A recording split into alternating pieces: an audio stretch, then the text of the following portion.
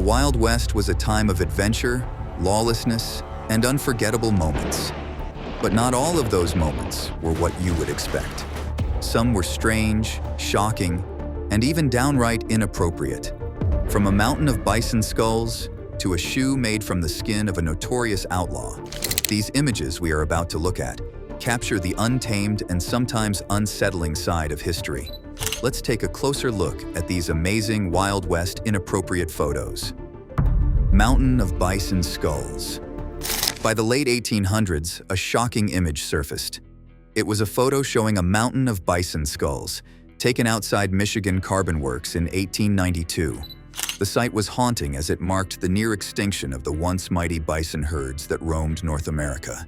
This is the murder of buffalo, our brothers, and let's get rid of that. Let's hide it. In the 18th century, millions of bison filled the plains, their numbers between 30 to 60 million. But as more settlers pushed westward, things changed. With guns in hand, hunters arrived. The demand for bison hides and bones soared, driving the large-scale slaughter. Most of the herds disappeared by the late 1870s, leaving the land empty. The photograph tells the story in a way words can't. The bones, piled high, look like a part of the landscape itself. It's hard to imagine such a loss. The grassy ground stretches in front, but it's the bones that catch your eye, a symbol of how much had been destroyed in just a few decades. The sheer weight of it is hard to shake. The masked outlaw. You might see a man with a mask over his face, sitting there and looking somewhat tough, but he is dead. This was William Brazen Bill Brazelton, a notorious outlaw from the Wild West. Known for robbing stagecoaches in the Wild West, he wore a mask to hide his face, pistol and rifle in hand. His approach was simple, yet bold. He would demand valuables from the driver and passengers, leaving them with little choice. It's said that Brazelton pulled off 9 stagecoach robberies across Arizona and New Mexico, making him notorious in the region. But his crime spree came to an end on August 22, 1878.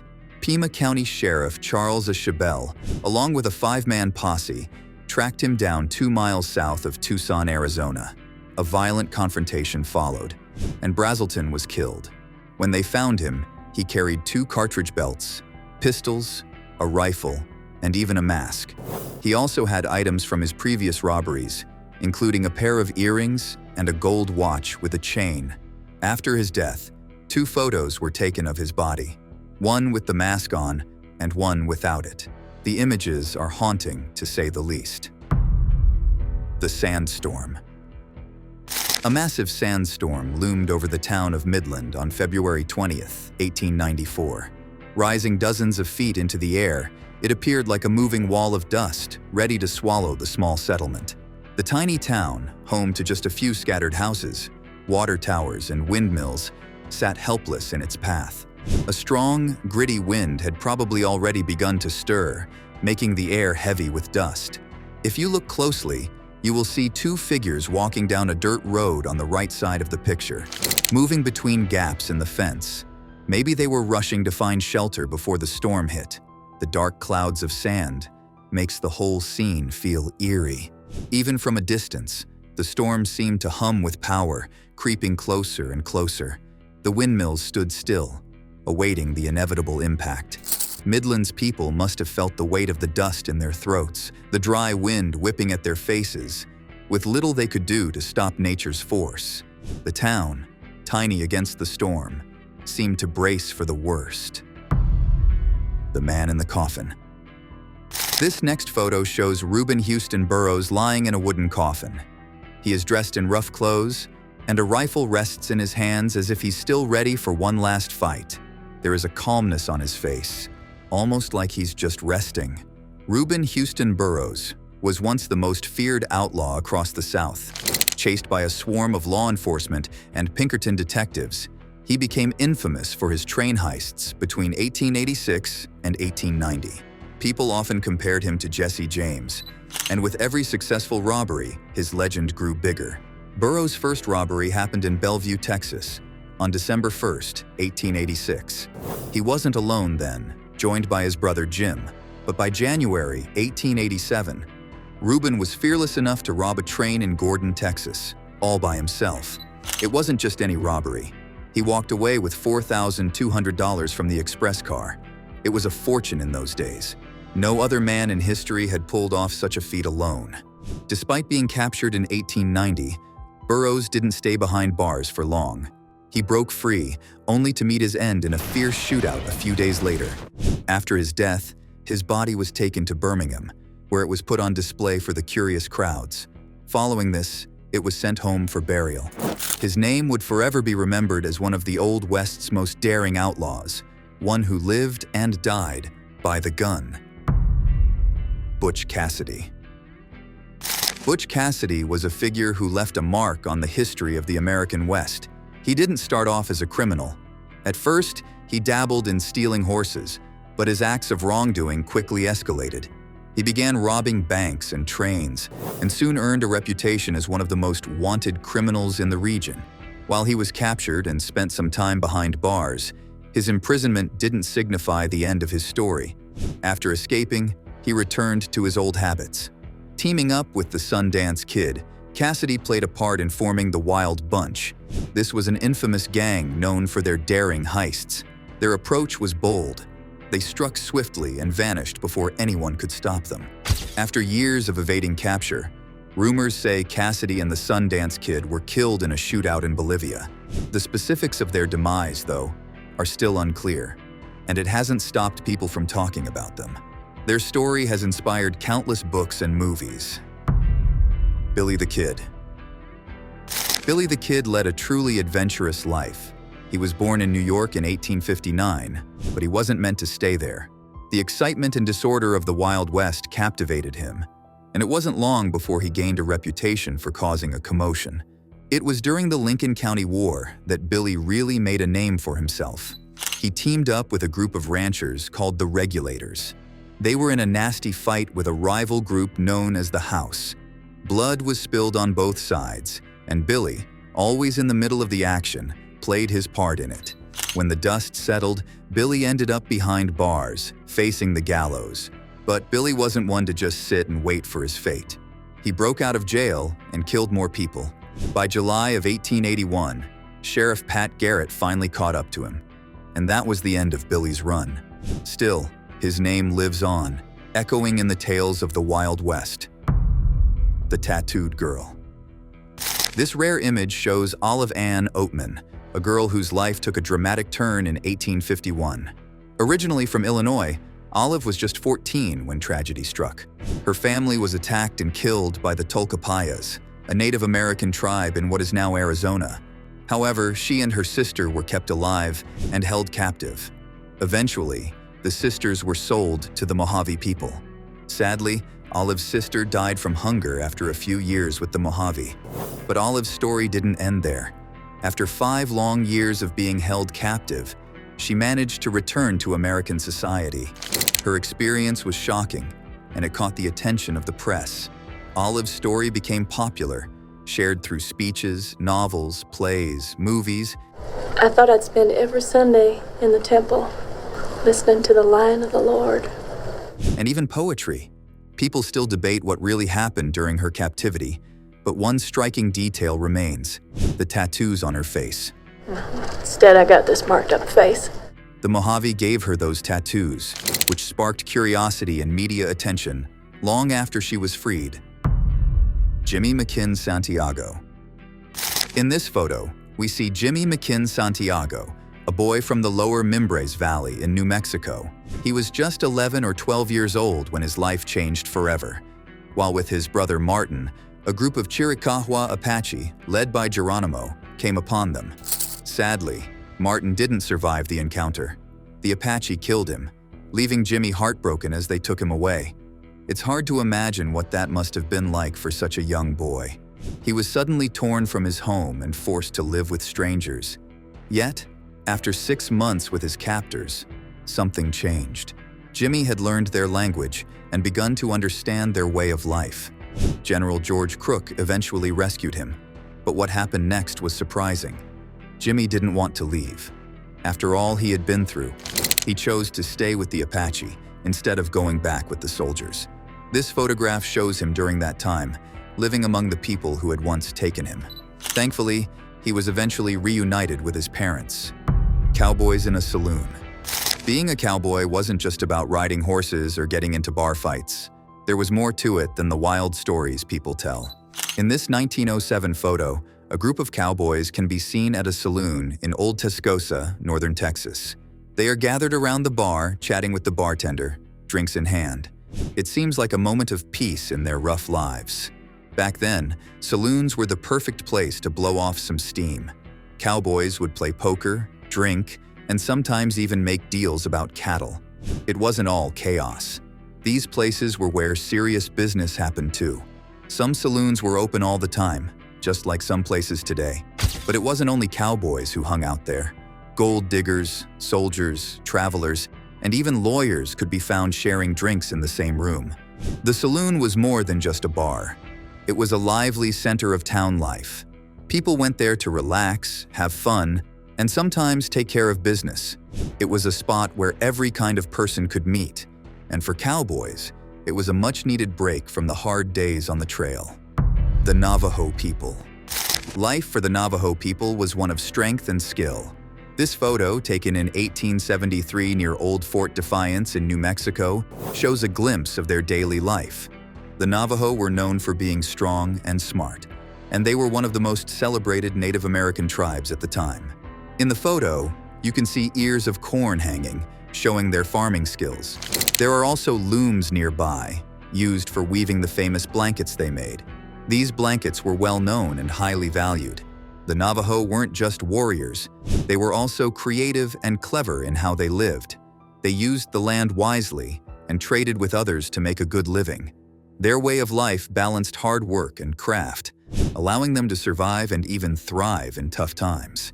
This photo tells the story of a people who were strong and determined.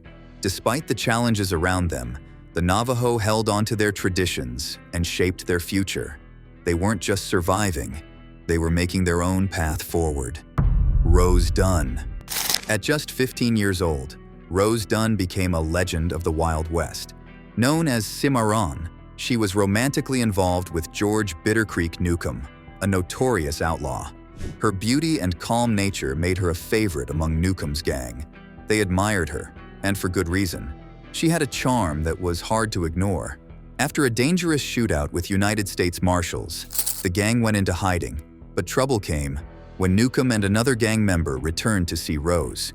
Her brothers, who were bounty hunters, shot them on sight.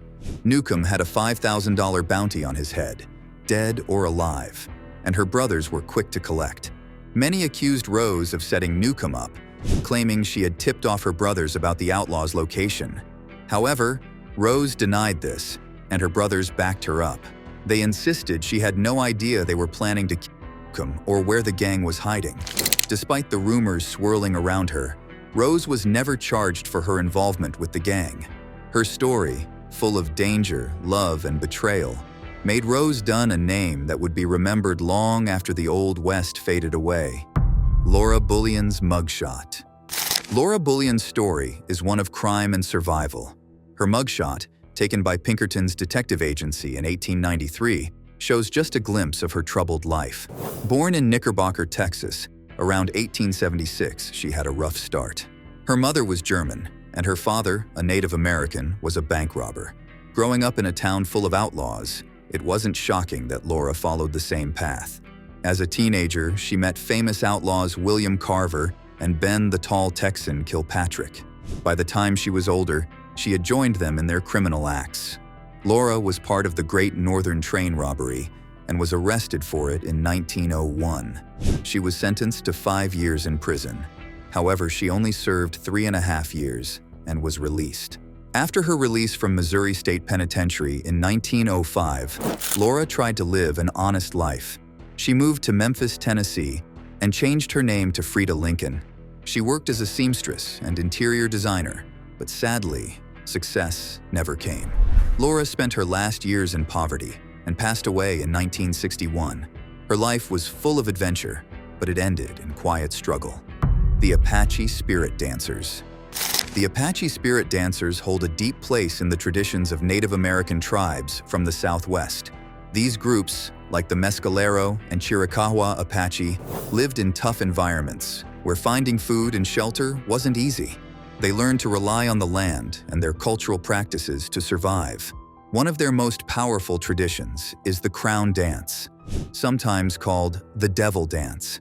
The Apaches believe this sacred ritual was taught by mountain spirits to heal and protect their people.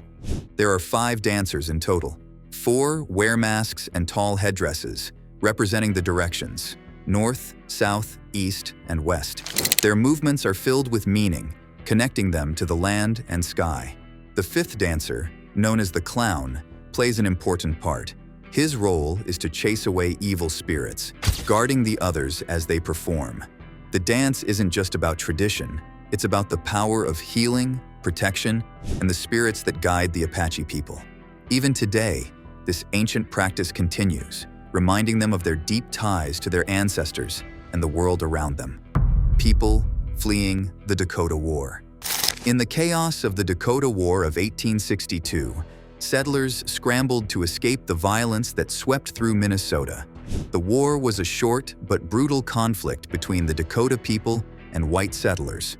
It erupted on August 18, 1862, as the Dakota, struggling with hunger and losing their land, attacked settlements along the Minnesota River. Though it only lasted 5 weeks, the fighting left a deep mark on both sides. Hundreds of settlers were killed during the conflict. Thousands more were forced to flee their homes. The Dakota, too, suffered greatly. After the war ended, their people were driven from their lands and sent to faraway reservations in the Dakotas and Nebraska. The state of Minnesota seized what little land the Dakota had left, selling it off, leaving them with nothing.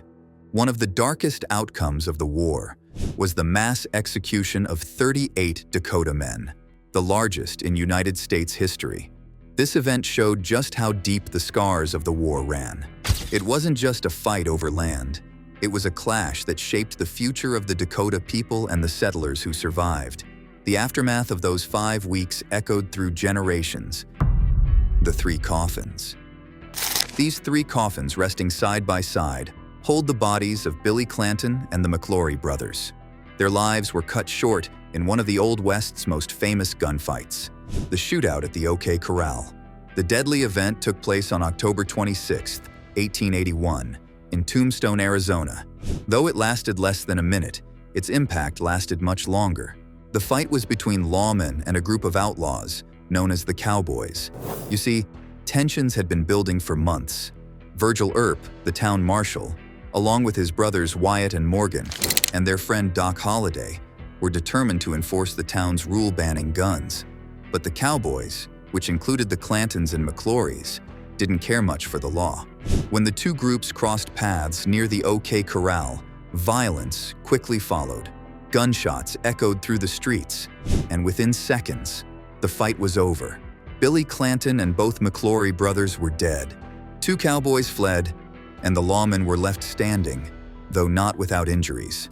The story of the OK Corral shootout has lived on, growing into one of the most well-known events of the Wild West.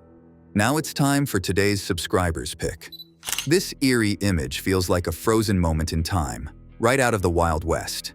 In the center, a man in a hat stands tall, while another figure kneels before him, their back turned. A woman, wearing a long dress, stands beside the man with her hands clasped, her expression blank. Around them, several other men in dark suits watch, their faces serious and full of tension. Could this be a reenactment of a trial? Or perhaps something much more sinister? What happened to the person kneeling? And why does everyone in the photo look so grim? This striking photo is definitely one of those amazing Wild West inappropriate photos. It makes you wonder what life was truly like during that lawless time. Do you think this scene holds a darker secret? What story do you imagine is behind this moment? Share your thoughts in the comment section. Bignos George. Bignos George was no ordinary outlaw.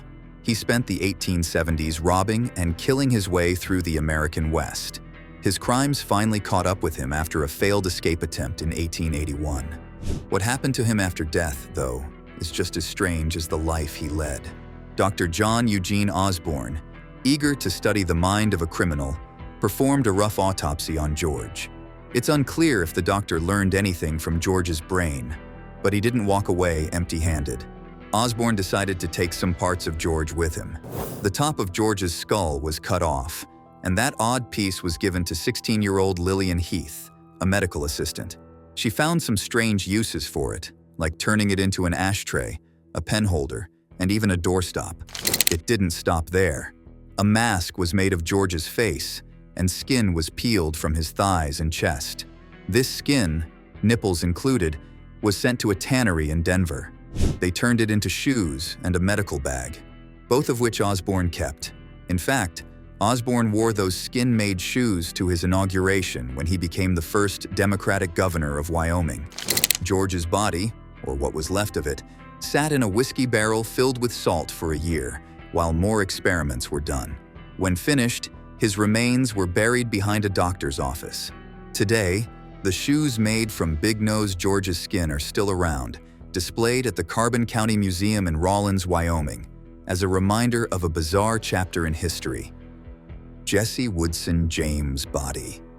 At first glance, you see a man seemingly at peace, but in reality, Jesse Woodson James was already dead when this photo was taken.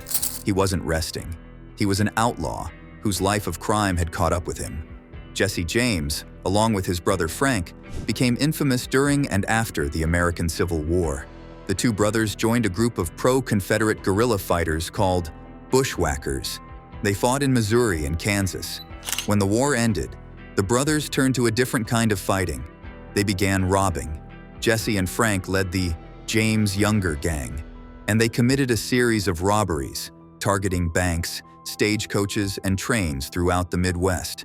While the public was aware of their criminal activities, some still viewed them as heroic figures despite their violent actions.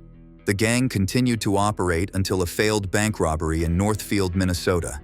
This resulted in the capture or death of many members.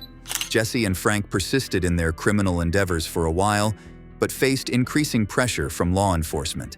In 1882, Jesse's fate was sealed when he was shot by Robert Ford. Robert Ford was a new gang member and had hoped to claim the reward on his head. Even in death, Jesse James became a legend of the Wild West. Chinese field hands. The California gold rush brought big changes to the state. Native peoples, once abundant, began leaving as newcomers flooded in. With fewer Native Americans and Mexicans, the state quickly shifted. New federal projects in farming took off, and California needed workers.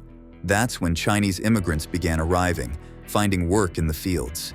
In this photo from 1898, we glimpse a moment from that time. 4 Chinese field hands stand together, captured forever in this image. Without this picture, their role in history might have been forgotten. Soon after this moment, Japanese immigrants replaced many Chinese workers, and the memory of these early laborers could have vanished. The past might have faded, but this image keeps it alive for future generations. Belle Starr. This woman you are looking at was no ordinary woman in the Wild West. She was born on February 5, 1848, and named Myra Maybelle Shirley Reed Starr, though most knew her as Belle Starr. She wasn't just an outlaw, but a lady through and through. Despite her reputation, she always rode side saddle because that was the proper way for a lady to ride. Still, she was never without 2 pistols strapped to her sides. Although she was involved in many crimes, horse theft was the only one they could pin on her. But her life of crime came to a sudden end. On February 3, 1889, just 2 days before her 41st birthday, Belle was ambushed while riding home from a neighbor's house. After being knocked from her horse, she was shot again to make sure she was dead. The wounds came from a shotgun, hitting her back, neck, shoulder, and face. Some say the gun that killed her was her own double-barrel shotgun, but no one knows for sure who pulled the trigger. Like much of her life, remains a mystery even today. The legend of Belle Starr lives on as a story of a woman who lived fearlessly in a man's world, right up to the very end. Bloody Bill. They didn't call him Bloody Bill at birth. His parents named him William T. Anderson, when he was born in the late 1830s. But as he grew, Bill fought on the Confederate side during the Civil War. Leading Quantrill's Raiders, a group of guerrilla fighters, he gained a dark reputation. His men targeted Union supporters in Missouri and Kansas, leaving a trail of death in their wake. In September 1864, Bill led a bloody attack in Centralia, Missouri.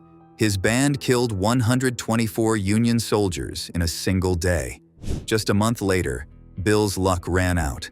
His group fell into a Union ambush near Albany, Missouri, and he was killed. This eerie photo was taken just hours after his death. People nearby called him a blood-drenched savage and made sure to put his body on public display for everyone to see. Bill had a rope he used to track the number of people he killed. When he died, it had 50 knots in it, one for each life he claimed. His bloody legacy was sealed forever. Thank you for watching, and see you in the next video.